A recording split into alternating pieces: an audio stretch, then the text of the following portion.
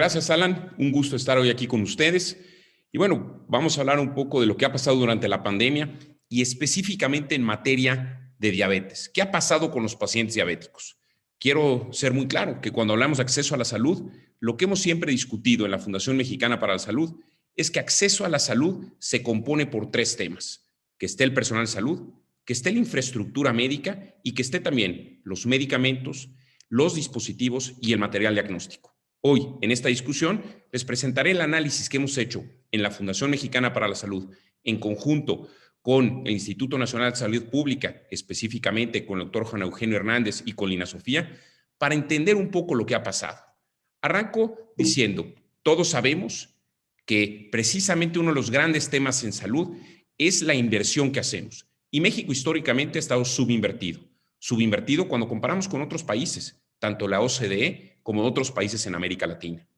Sabemos todos que esta subinversión es de más de 30 años, años y años de subinversión que al final terminan afectando el acceso a la salud. Además, somos una población que está evolucionando a ser una población más vieja, con enfermedades crónico-degenerativas, y eso nos pondrá en una situación cada vez más complicada. Le hemos prometido a la población que vamos a hacer cobertura de todos, de absolutamente todas las enfermedades y todo el costo.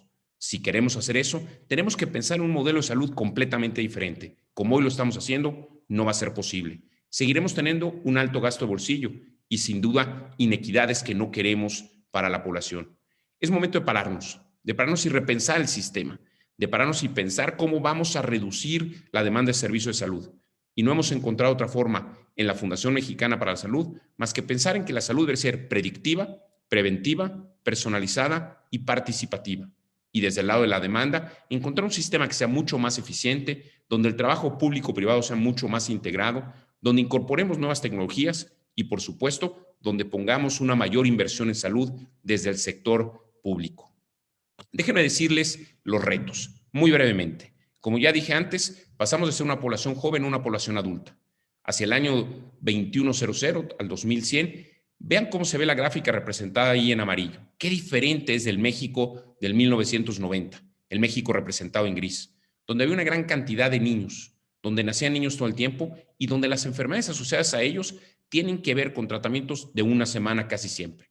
Una gripa, una diarrea, una fiebre, cuyo costo es fácilmente asumible por el sistema y donde realmente logramos manejarlo de manera proactiva.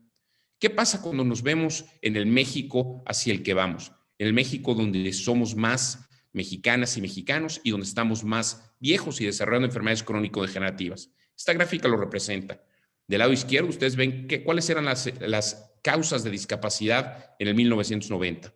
Temas en su gran cantidad que tenían que ver con pequeños, con niños, con gente en población realmente no adulta. Cuando vemos el México en el 2019, ahí está diabetes y hoy vamos a hablar de diabetes específicamente. Si ustedes observan, también en principales causas de muerte, diabetes ha tenido una relevancia. Subió a la posición 3 en el 2009 a la posición 2 en el 2019. También es importante resaltar cuáles son las enfermedades que nos cuestan más y nos van a costar más. Estas están en la gráfica en el cuadrante superior derecho. Enfermedad renal crónica, cardiopatía isquémica y diabetes. Y cada vez más vemos enfermedades que tienen que ver con salud mental. Si ustedes observan, están aquí representadas depresión, está también esquizofrenia, desórdenes bipolares, además de otras como epilepsia, migraña, trastornos de ansiedad y accidente cerebrovascular.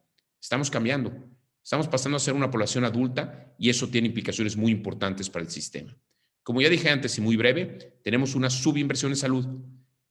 México invierte el 5.5% del Producto Interno Bruto. Cuando volteamos a América Latina, el 8.3%, por supuesto, México excluido. Y cuando vemos los países de la OCDE, el 8.9%. No solo nos alarma eso, sino nos alarman los 30 años de subinversión y también la mezcla en la cual una gran parte es de gasto de bolsillo. Como dije antes, cuando invertimos poco, eso impacta acceso a la salud.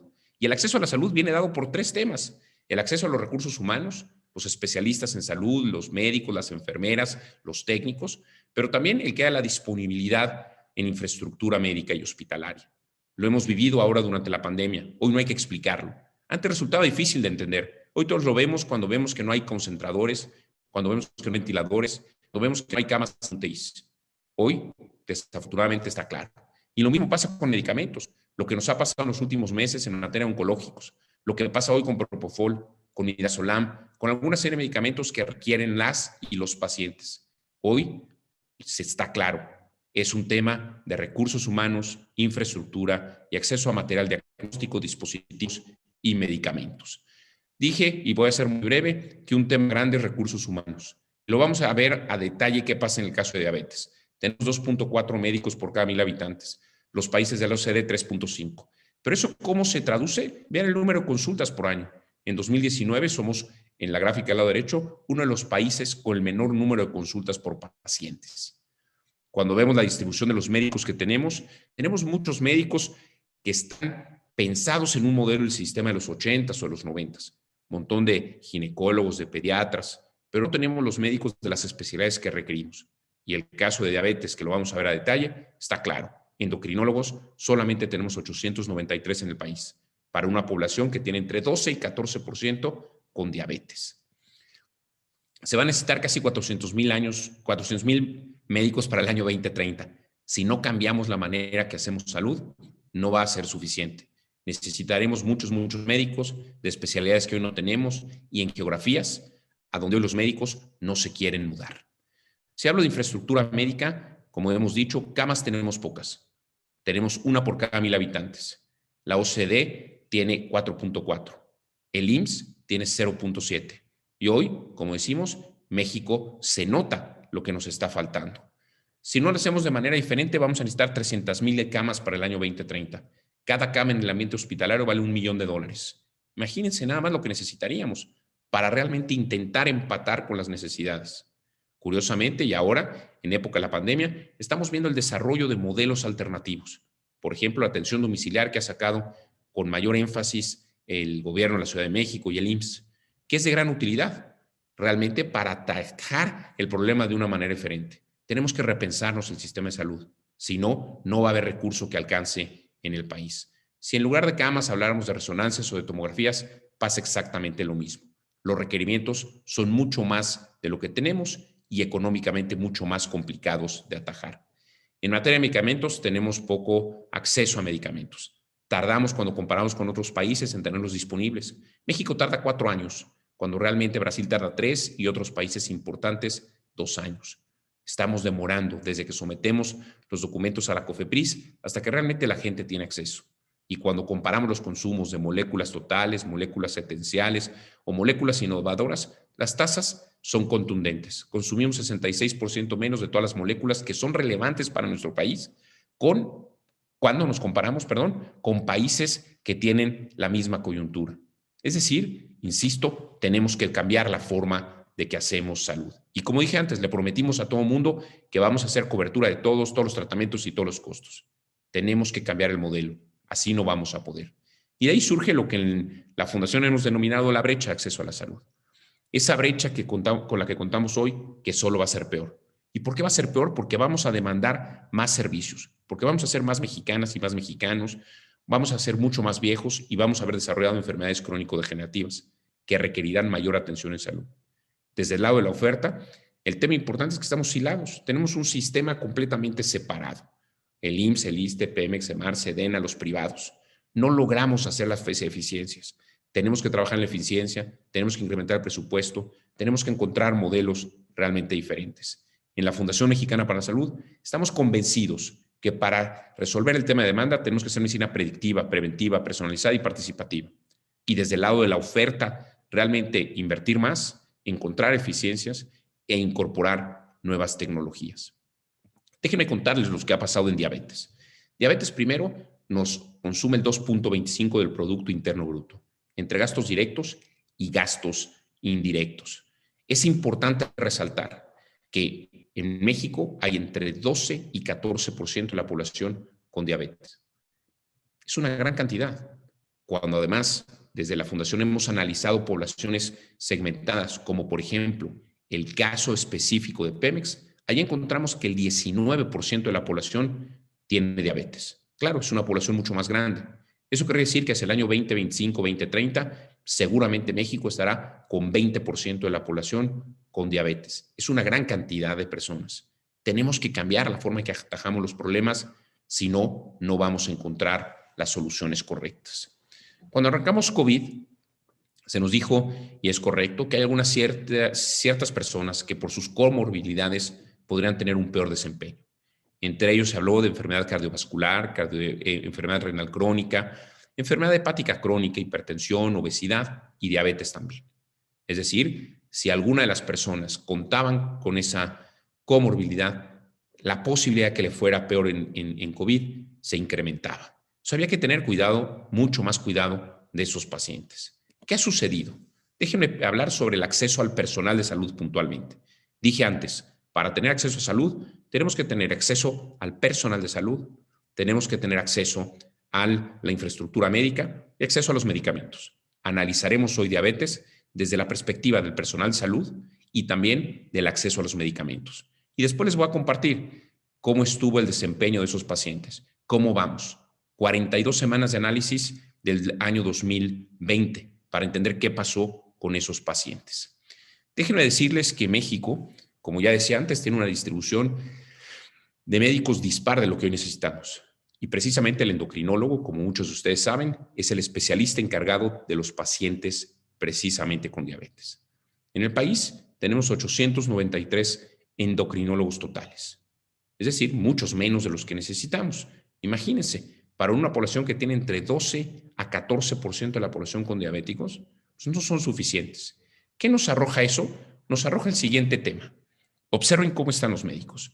Los médicos endocrinólogos, si nosotros pensamos y los distribuimos en los diferentes estados, debo decirles primero que los estados que están señalados con la barra roja, cada endocrinólogo que hay en ese estado debería de tratar más de 20,000 pacientes, pensando en que solo los endocrinólogos se hiciesen cargo de los pacientes diabéticos. Es decir, tenemos pocos endocrinólogos y aparte los tenemos mal distribuidos. Se observan los datos del lado derecho, lo que estoy diciendo son los estados que cuentan con menos de 5 endocrinólogos en la totalidad del estado. Guerrero, Tabasco, Tlaxcala, Baja California Sur, Zacatecas, Campeche y Nayarit. Estados donde hay menos de 5 endocrinólogos para atender a todos los pacientes con diabetes. El reto no es menor. También debo decir que es difícil pensar en que los médicos se van a mover al interior de los estados. ¿Sabes por qué no se mueven? No se mueven porque hay problemas de inseguridad. No se mueven porque realmente el acceso a otros bienes no está tan sencillo. Que los hijos vayan a una buena escuela, que vayan a un museo, que vayan a un lugar, que se diviertan, eso no es tan fácil. La inseguridad, como dije antes, también compleja. El acceso a un aeropuerto para los médicos que van a los congresos a Estados Unidos o a Europa, que tengan que ir, que venir, que transportar, no es tan sencillo. El otro tema fundamental es el ingreso de un médico, típicamente entre el 70 y 80% de su ingreso viene de la consulta privada. En poblaciones donde no hay una clase media sólida, no tienen capacidad de generar ese ingreso que se deriva de la consulta privada, por lo que terminan no mudándose. Entonces tenemos que pensar en maneras diferentes. Sin duda, en el caso de diabetes, el médico general, el médico internista puede hacer una gran labor. Hay otras especialidades en las que no. Eso nos obliga a repensar cómo vamos a atajar salud y tenemos que incorporar nuevas tecnologías que nos ayuden a monitorear a los pacientes y atenderlos a distancia. Entonces ya dijimos, en el caso de diabetes, la falta de endocrinólogos y la distribución geográfica no nos ayudan a tener el mejor de los mundos. Debemos decir que cuando arrancó la pandemia, fuimos muy claros, se fue muy claro en decir, quédate en casa e intenta salir lo menos posible. Y especialmente a personas que tenían alguna otra comorbilidad, se les decía, te tienes que cuidar mucho, mucho más. Dependiendo de las personas, entendieron el mensaje de diferente manera. Algunos de ellos realmente no salieron nunca de casa, pero no salieron nunca de casa abandonando sus médicos y abandonando sus tratamientos también, lo que realmente los puso en una situación compleja. Déjame pasar y a compartirte qué sucede en el acceso a los medicamentos para diabéticos. Tuve el gusto de trabajar esta gráfica con la gente de IQVIA, específicamente con Ángeles Martínez, a la que le agradezco cantidad del trabajo hecho. Vean qué interesante gráfica. Aquí tenemos del lado izquierdo de la gráfica el mercado que se consumió, o sea, la cantidad de unidades consumidas para productos diabéticos. Es un análisis hecho de 2018, 2019 y 2020. ¿De qué periodo? De enero a septiembre de cada uno de los años. Es decir, son periodos comparables. En 2018 está enero-septiembre de 2018, en 2019 enero-septiembre de 2019 y en el 20 enero-septiembre 2020. Eso quiere decir que en el año 2018 se consumieron 94.5 millones de unidades para productos diabéticos. En el 2019 ese grupo subió a 99.6. En el 2020 cayó a 95.6. Ahora permítanme analizar qué pasó por grupo. En verde está representado el IMSS y el ISSSTE, en rojo el INSABI y los descentralizados, y en azul el mercado privado. El mercado privado, como se puede observar, al comparar el año 2020 con el 2019, tuvo un incremento del 13.7%. Eso quiere decir que creció de manera relevante. ¿A qué se debe ese crecimiento? Evidentemente a que hay una tasa de nuevos pacientes que todos los años se genera en materia de diabetes, pero además aquí hubo gente que no quiso o no encontró su medicamento en el sector público y se transfirió al sector privado. En ocasiones, lo que nos refirieron los pacientes es, no quería yo ir al hospital, cosa que seguramente hicieron bien. Y entonces, al no ir al hospital, tenían que buscar el medicamento en otro lugar. Y fueron a la farmacia y quien tenía la capacidad de pagarlo lo compró en la farmacia. En el caso del INSABI, lo que observamos es una caída del menos 51.7. Eso quiere decir que, que el sistema no le proveyó de medicamento a las personas que lo necesitaban. Y típicamente, como todos sabemos, ese sector es el que está más desfavorecido. Es decir, una gran cantidad de pacientes y de población desfavorecida no tuvo acceso a su medicamento. 51.7 menos consumo. Seguramente ahora que veamos y analicemos qué impactos tiene, tuvo sus impactos en salud. En el caso del IMSS y el ISSSTE, y debo decir que el IMSS hizo una gran tarea, logró, viendo la preocupación, llevar el medicamento a casa de los pacientes. Y muchos de ellos recibieron su medicamento en casa.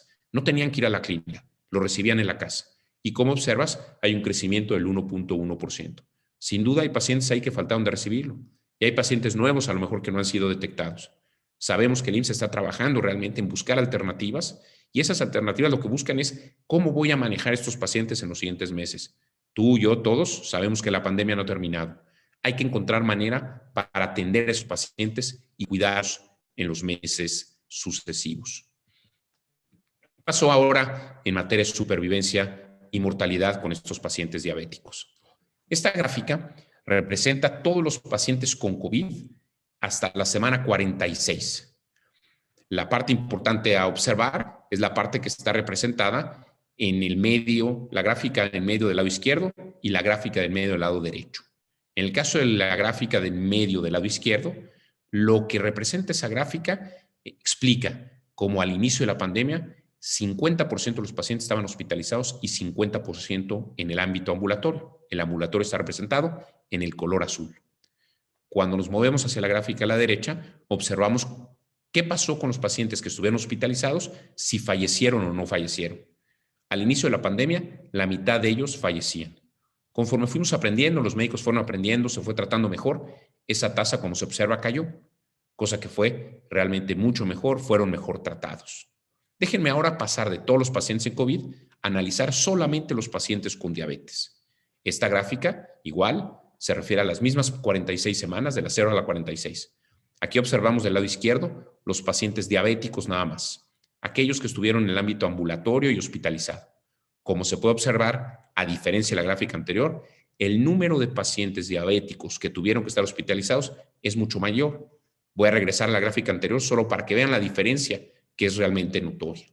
Del lado derecho, se observa ahora de los hospitalizados cuáles fallecieron y no. En la primera gráfica, regresando a la anterior, observan que ese 50 cayó por abajo, de 50 a lo largo del año. Es decir, hubo un periodo donde realmente ya casi no la mitad, sino menos de la mitad, tenían la poca fortuna y fallecían. En esta gráfica, como se puede observar, ese número casi se mantiene. Es decir, alrededor del 50% de la población falleciendo cuando se trata de pacientes diabéticos. Y esta gráfica lo confirma. Este es un análisis de supervivencia. ¿Qué graficamos aquí? En rosa está graficado aquellos pacientes que no son diabéticos y que estuvieron hospitalizados y cómo fue su supervivencia. En el caso de la línea azul, son aquellos que tenían diabetes. Y la verde son aquellos que tienen diabetes, que no saben si se tiene diabetes, pero se comporta muy parecido al azul, por lo que tendemos a imaginar que eran pacientes con diabéticos. Pero si no, comparemos solo la azul y la rosa. Como se puede observar, aquellos pacientes que tuvieron diabetes, su tasa de supervivencia fue mucho menor que aquellos que no tenían diabetes. Es decir, hoy podemos decir de manera contundente que el manejo de diabetes y la falta del médico especialista para coadyuvar y la falta del medicamento tiene un impacto directo mucho mayor en un paciente diabético que en uno no diabético. Es decir, la falta de acceso. Eso nos deja una tarea grande. Tenemos que trabajar tú, yo y todos por mejorar el acceso a la salud. Solo quiero cerrar diciendo, como estamos observando, los casos nuevos siguen creciendo. Las defunciones siguen creciendo. Tenemos que encontrar y ayudar todos a encontrar manera diferente de trabajar los modelos de salud y el acceso a salud en el país. Voy a cerrar, me quedan un par de láminas. Decirles precisamente que tenemos que trabajar en esas ciudades que están hoy marcadas en rojo, en esos estados, en la Ciudad de México, en Nuevo León, en el Estado de México, donde hoy realmente en el eje vertical está representado cómo está el incremento en los últimos 14 días. En el eje horizontal observamos qué tanto la gente se queda en casa o no. Es decir, la gente en Ciudad de México realmente sale mucho más de lo que la gente en Nuevo León. Eso está mal. Debería estar la gente con la preocupación mucho más guardada. Y por otro lado, en las líneas, el color de las pelotitas representa la capacidad realmente a equipos de terapia intensiva, a ventiladores de alta capacidad. Y como observamos esos tres estados, tenemos la preocupación de ver cómo les ayudamos más. La gráfica representa claramente que aquellos estados como Sonora han bajado su capacidad de transmisión, se están quedando más en casa y tienen mejor capacidad de manejo. Sigamos trabajando todos juntos para mejorar el sistema y mejorar realmente el acceso a la salud. Desde la Fundación Mexicana para la Salud, tenemos clarísimo que queremos un modelo y estamos trabajando en desarrollarlo diferente. Un modelo que sea predictivo, donde tú y yo sepamos qué tenemos tendencia a desarrollar y basado en eso, entonces actuemos de manera preventiva. Si actúo de manera preventiva, porque tengo tendencia a desarrollar diabetes, sé que voy a tener que tener una dieta diferente y personalizada, realmente ad hoc para lo que yo necesito. Hacer ejercicio y probablemente un ejercicio diferente al que tú necesitas realizar. Y cuando se trata de medicamentos, no todos necesitamos tomar los mismos medicamentos. Por eso hablamos también de medicamentos con un modelo personalizado. Y esperamos a que sea salud un tema mucho más participativo. Primero, porque el responsable de mi salud soy yo, no es el médico. Segundo, porque queremos que las personas que tienen algún tipo de enfermedad compartan entre ellos sus experiencias para que unos ayuden a otros. Y tercero, muy importante, que compartan sus datos de forma anonimizada. ¿Para qué? Para que nos sirvan a todos para entender mejor qué sí funciona y qué no funciona. Y así podamos tener mucho mejor y mayor impacto en el tratamiento de las y los mexicanos. Seguimos trabajando y tenemos que hacer tarea fuerte en optimizar el uso de los recursos, en incorporar nuevas tecnologías, en trabajar cada vez más juntos público y privado. El ejemplo de esta pandemia ha sido positivo en ese trabajo. Qué bueno es ver a los hospitales privados apoyando a los públicos y con eso realmente ayudando a México. Tenemos que trabajar más entre sectores y, por supuesto, deberemos incrementar el presupuesto en salud. Es un gusto haber estado hoy con ustedes aquí. Alan, te agradezco cantidad y siempre desde la Fundación Mexicana para la Salud y personalmente Héctor Valle, siempre feliz de colaborar con ustedes. Y está abierto para preguntas y respuestas. Muchas gracias, Héctor. Una temática bien interesante y bueno, fundamental poder platicar de esto. Hay un par de preguntas aquí de la audiencia. La primera pregunta es, ¿la naturaleza crónica de la diabetes hace que sea muy costosa para los pacientes y los sistemas de salud? ¿Cómo evolucionarán estos costos después de la pandemia? Te perdí la última parte, perdón. La pregunta es, ¿cómo evolucionarán estos costos después de la pandemia? Bueno, nosotros lo que estamos viendo es que debemos de ver una tendencia positiva en reducción de costos, ¿no? Creo que hemos aprendido mucho a lo largo de la pandemia y voy a usar de ejemplo el caso de telesalud y telemedicina, ¿no? Creo que hoy está claro que el uso de la telemedicina tiene beneficios, cada vez lo estamos usando más, nos queda pendiente un tema de regulación que tenemos que trabajar. Me gusta mucho ver cuando vemos que los pacientes se atienden a distancia, que le ahorramos a la gente la necesidad de transportarse. Recordemos que hay gente al interior de los estados que tiene que transportarse por días, ¿no? O por horas al menos, para llegar a un lugar o al otro. Creo que tenemos que fomentar más ese trabajo a distancia. Y ahí hay ahorros muy importantes, ¿no? Ahorros que tienen que ver con el uso de los espacios hospitalarios y, por supuesto, con ese tiempo y productividad de la gente. Déjame decir también el uso de la atención domiciliar. En la medida que se va pudiendo, ahí vamos a ver ahorros importantes. Si hoy comparamos lo que cuesta tener un paciente en una cama, en un hospital, cuando lo podemos tener en casa, pues deberíamos de buscar más modelos de esa naturaleza. Por supuesto, bien regulados, bien hecho, bien trabajado. Y creo que ahí hay beneficios grandes. Hoy la crisis nos está obligando a ello, pero los costos son dramáticamente diferentes que estar en un ambiente hospitalario que cuando se puede estar en un ambiente en casa. Ejemplos de esos podría dar más, pero creo que por el tiempo son suficientes para decir, yo sí siento que vamos en la ruta correcta y siempre en buscar mejoras hacia el sistema que son fundamentales. Gracias, Héctor. Tenemos aquí otra pregunta que dice, ¿existe alguna diferenciación de estas cifras en diabetes tipo 1 y tipo 2? No hemos hecho el corte entre diabetes 1 y diabetes tipo 2. No tengo la respuesta, podemos hacer el estudio, pero hoy no lo tenemos hecho. Lo tenemos hecho de manera generalizada. De acuerdo, Héctor. Igualmente, aquí otra pregunta. ¿Cuáles serán las consecuencias médicas a largo plazo del COVID-19 en pacientes con diabetes? Creo que no tampoco, no tenemos esa respuesta. Creo que estamos hoy estudiando. Todos los días aprendemos sobre las secuelas y los impactos de las secuelas, ¿no?